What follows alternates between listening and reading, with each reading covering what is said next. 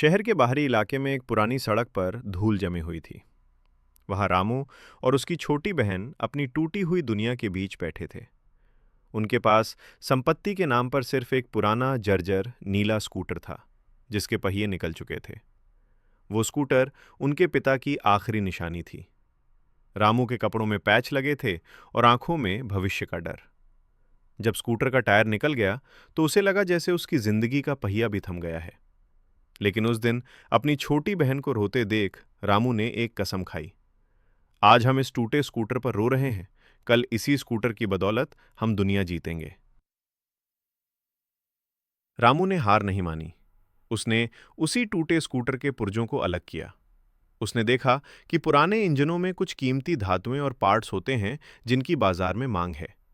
उसने दिन में मजदूरी की और रात में कबाड़ के सामान से छोटे छोटे खिलौने और उपयोगी मशीनें बनाना शुरू किया। उसने अपनी पढ़ाई कभी नहीं छोड़ी।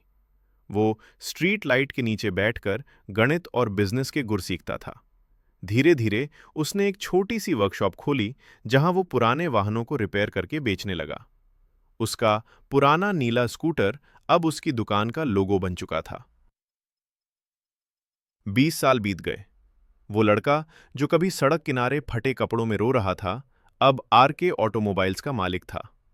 रामू अब मिस्टर राम बन चुका था। उसने अपनी कड़ी मेहनत से एक ऐसी कंपनी खड़ी की जो किफायती और मजबूत इलेक्ट्रिक वाहन बनाती थी। उसका बिजनेस मॉडल सरल था, मजबूती और ईमानदारी। उसने कभी नहीं भुलाया कि गरीबी क्या होती है, इसलिए उसकी कंपनी का एक बड़ा हिस्सा गरीब बच्चों की शिक्षा के लिए जाता था। रामू का एक बेटा था, आर्यन। रामू चाहता था कि आर्यन केवल विरासत में मिला बिजनेस न संभाले, बल्कि उसे तकनीकी रूप से और आगे ले जाए।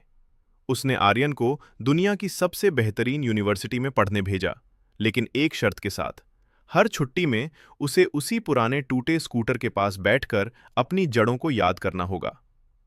आर्यन ने अपनी पढ़ाई पूरी की और बिजनेस में आर्टिफिशियल इंटेलिजेंस और ग्रीन एनर्जी को जोड़ा। पिता का अनुभव और बेटे की आधुनिक शिक्षा ने मिलकर उनके बिजनेस को अंतर्राष्ट्रीय स्तर पर पहुंचा दिया। कहानी के अंत में एक भव्य ऑफिस के कैबिन में कांच की दीवार के पीछे वही पुराना नीला स्कूटर आज भी सजा हुआ है। आर्यन अपने पिता के पास आता है और कहता है, पिताजी, आज हमने अपनी 100वीं फैक्ट्री शुरू की है। रामू मुस्कुराया और बोला, बेटा, ये फैक्ट्रियां और पैसा सिर्फ साधन है। असली बिजनेस वो है जो किसी की मजबूरी को उसकी ताकत बना दे। याद रखना, हम वहां से आए हैं जहां हमारे अगर आपको वीडियो पसंद आई हो तो आप लाइक, कमेंट, शेयर करना ना भूलें और अगली वीडियो के लिए सब्सक्राइब जरूर करें। धन्यवाद।